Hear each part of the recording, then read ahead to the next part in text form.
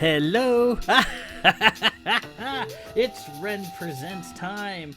I'm your host, Ren, and today we continue with the Belmont Saga during Unmonetized Story Hour. Just did my taxes, and I owe around $6,000. Isn't that delightful? I just, can't the government tell when a man is hurting inside, can't they? Well. We can just breathe in all those poisonous fumes coming from the train derailment that the government is doing nothing about. It's okay. It's just chlorine gas. No brain cells lost there. Anyways, enough of that. Last week, we determined the full extent of the Admiral's malfeasance, as Paymaster Stenstrom, coming to the fleet headquarters to take command of the Seeker and find out what his first mission for the Admiral will be, finds himself in a bit of a pickle. First, according to ancient fleet tradition, the arrival is very important. So if a new captain, a newly appointed captain, is late in boarding their vessel at the agreed upon time, that is cause for the captain to lose their chair. It's an old fleet tradition sparked by the sisters, who demand promptness and timeliness, and the fleet is always bending backwards to please the sisters. So he's got to be aboard the Seeker before 8.5 bells. Also, his mission for the Admiral is to deliver a crate of brandy to a fleet annex on Baz. And Baz is, for a fleet ship, about a day and a half, at a good pace. And he's got 12 days to do it. No big deal. But the Admirals haven't forgotten their issues with Paymaster Stenstrom. They are still pissed at Paymaster Stenstrom, and they're going to try to steal his cash and boot him out in a most humiliating fashion. Yes, that's right.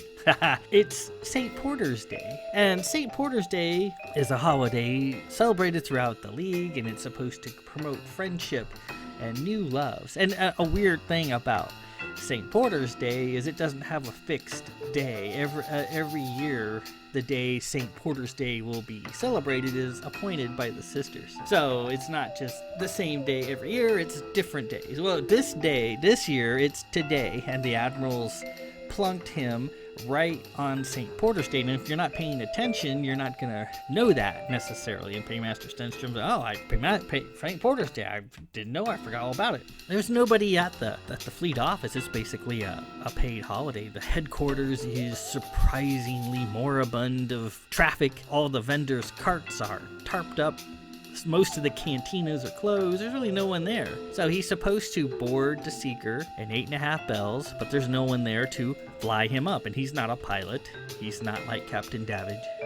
He's not a pilot. He can't fly. Someone's got to fly him up to the Seeker. And also, the brandy that he's supposed to get is in a locked warehouse, and there's no one around to unlock the door for him. But fortunately, falling upon his sorceress skills, he picks the lock and gets the crate. Now he's got to try to get his ass up aboard the Seeker. How's he going to do that? I don't know. We shall read on today, Chapter 4, Private Taara, and things are rolling along, so let's proceed immediately while I figure out how I'm going to pay my taxes this year in this unmonetized reading fest that we're about to participate in. Part 1, Chapter 4, Private Taara. Let's go! Following the signs, he then made his way to the ship park, which consisted of a control desk, a large hangar, and an open-air yard twinkling with running lights. He needed a transport or a rip car to take him up to the Seeker. By this point, he was down to about 6 bells. A slow rip car could get to the Seeker in about 10 minutes, or 1/4 of a bell. As he feared, the ship park was virtually empty. The control desk sat unattended. Outside in the yard, Crickets chirped. Nearby, in an alcove, a lonely marine girl, decked out in her fine red coat, stood guard in front of the bust of a stern-faced admiral mounted on a fluted column. The marine had short black hair that was tucked up into her cap. Slung across her shoulder was a strummer, a large, mostly ceremonial rifle that the Marines used in large, important places, such as Fleet HQ. It was an impressive-looking weapon that had virtually no firepower. It was just for show. Holstered at her waist, though, was the real thing, a jutting black SK pistol that had a large enough caliber to knock down a brick wall. Hanging around her neck was a sign on a string. The sign read, "Mom," in a harsh, handwritten scrawl. She saw Stenstrom and burst into a smile. "Hi!" she said in an energetic voice. She then stiffened and adjusted her posture. "Good evening, sir," she said in a much more formal tone, eyeballing his coat and hat. "Hello," he replied. "I need immediate uplift to the Seeker. I understand I may request a transport in this area." "Nobody's here, sir," she said, doggedly standing next to the sour-faced marble bust. "Everybody's gone home for the holiday, I think. I'm really sorry. They'll be back first thing at 6 bells. If you want to get some rest in the meantime, you can go to billeting. I think they're pretty empty today." Stenstrom looked at her standing there by the bust. "What are you doing?" he asked. "Me? I'm guarding the statue of Admiral Pax here." "You're guarding a bust?" "No, I'm guarding the statue," she said, pointing at it. "That's what they said after I messed up the surprise inspection and got everybody in trouble. They said, 'Guard Admiral Pax with your life until we come and fetch you,' so here I am." Stenstrom gazed at the sign hanging around her neck. "What's that sign?" She blushed. "Oh, I sort of forgot all about that. It means Maiden of Misery. That's what my unit calls me since I mess things up all the time, I guess. I have to wear it all day to day." "Well, that's not very nice." She shrugged. He looked around, seeing no one other than her. "Well, Mom, you're sure there isn't anyone who can help me?" "Nope. Yep. Not until 6 bells. Stenstrom winced. 6 bells was no good. 6 bells was 8 bells past his deadline. With nothing else to do, he determined to return to the Admiral's area and demand an extension, as he was clearly being set up to fail in a big way. As the Marine girl stared at him, he considered his options. The last recourse he had was to do something considered rather embarrassing. He would have to call up to the Seeker and have them send down a rip car. It was a humbling thing to have to ask his new charge for a lift, but he, by this point, truly didn't care. He needed to be on that ship. Let Derleth and his lot have their laugh. It made no difference to him. The Marine looked at him carefully, puzzled by his coat. "What sort of uniform is that?" she asked. I thought you were an admiral or something at first, but that's not an admiral's uniform. Is it? Now that I look on it, I don't know what it is. What's HRN mean? It's a long story, he said. And is that a mask you're wearing? I really can't see clearly from over here, but it sort of looks like you're wearing a small mask, like a robber. Stenstrom shook his head. I'm not a robber, though I rather feel like one at the moment. She leaned up against the bust and adjusted her sign. Hey, Mister, may I trouble you for a moment? I can't leave my post until I'm relieved, and I'm terribly hungry. They've left me out here all bloody day. Could I possibly ask you to go get me something from the cafeteria? I think the one down the way is open today. Are you allowed to eat while on guard duty? Well, she thought a moment. Well, sure. I'm not some elite guard unit or nothing, and I'm not exactly guarding some rare treasure either. I'm stuck here guarding an ugly stone face when I should be at the bar celebrating the holidays. I don't think anybody would be going out with me today, though.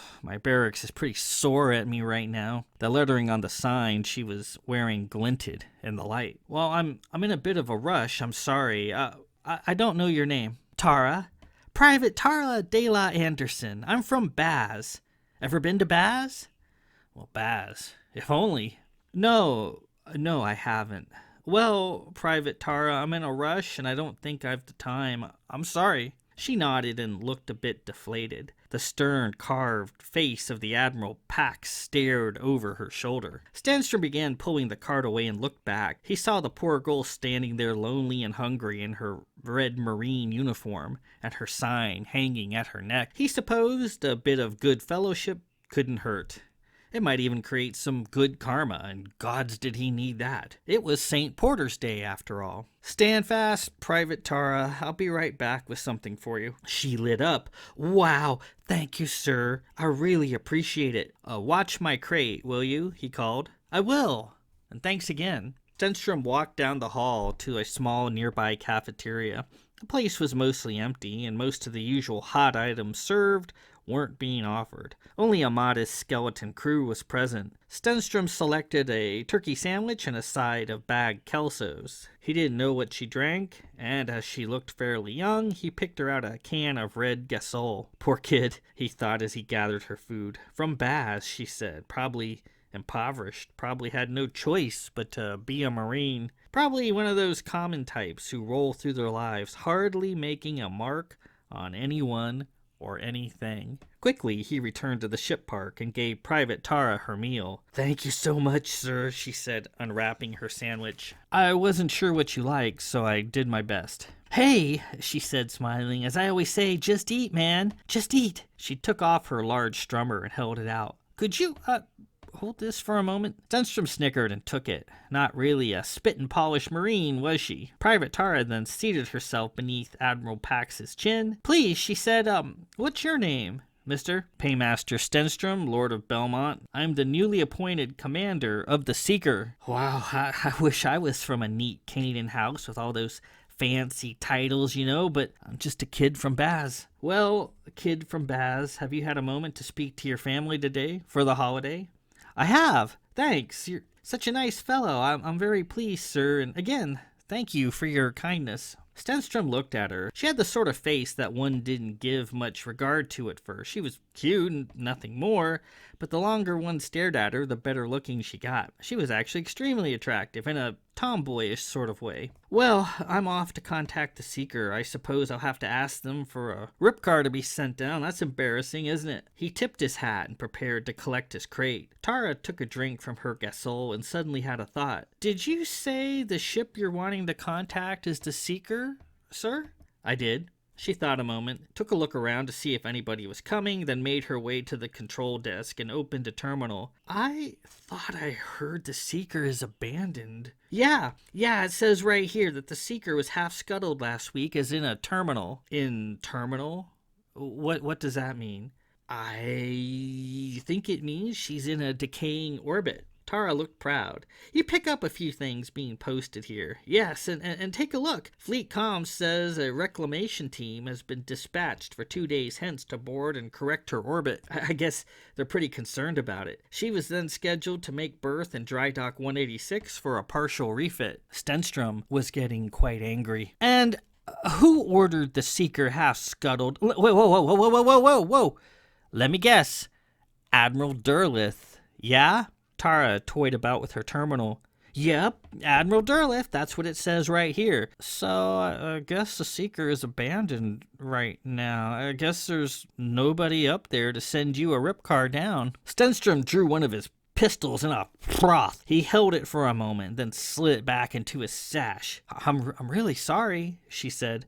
He shook his head. Well, Private, I suppose there's a sign around my neck as well. Just can't see it as easily, can you? She appeared sympathetic. Well, I know how that feels. Listen, for what it's worth, when my shift ends, I'll get you a drink at the canteen. Might make you feel better. Would you like that? He sighed. Thanks. If you could please watch my crate again, he said, his voice shaking. I'll be back. I have a few words to say to Admiral Derleth. Stenstrom stormed away.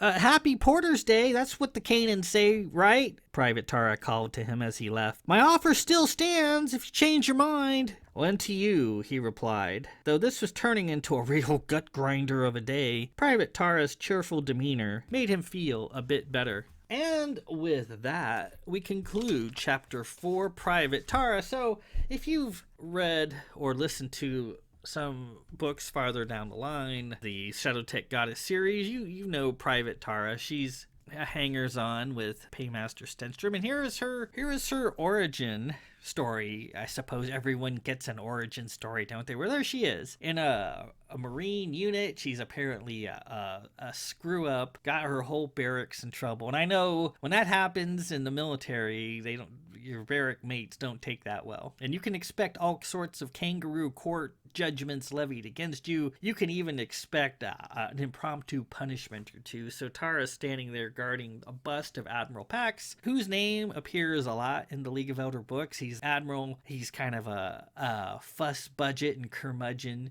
He likes to order the captains around, especially Captain Davidge, and Captain Davidge is always blowing him off, telling him to pound sand, eat piss, and so forth. And Private Taara's having to guard his bust. A picture I had commissioned of Taara guarding the picture. The artist drew him as a portrait instead of as a bust, but I'm not a big stickler for stuff like that. That's called a nixie, anyways. Just so you know, it's something that's that's presented as fact when it's not actually in the text. So there's no portrait there. It's a statue. It's a bust. Stenstrom discovers that the Admiral's duplicity knows no bounds. He finds out that the Seeker is abandoned. There's nobody aboard the Seeker, and he finds out that the Seeker has been half scuttled.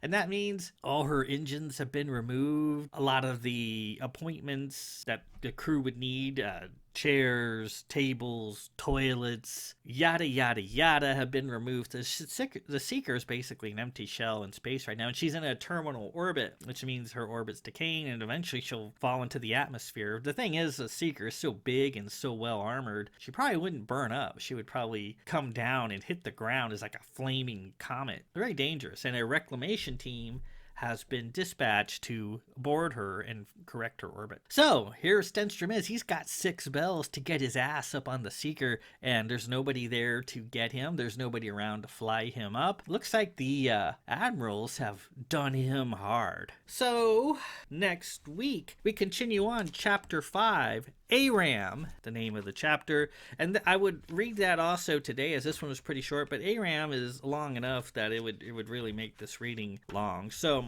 next week we'll get to Aram and see what Paymaster Stenstrom is going to do to salvage and take command of this August situation. Until then, this is Ren Presents. I'm your host, Ren. Peace out. I'm going to go pay my goddamn taxes.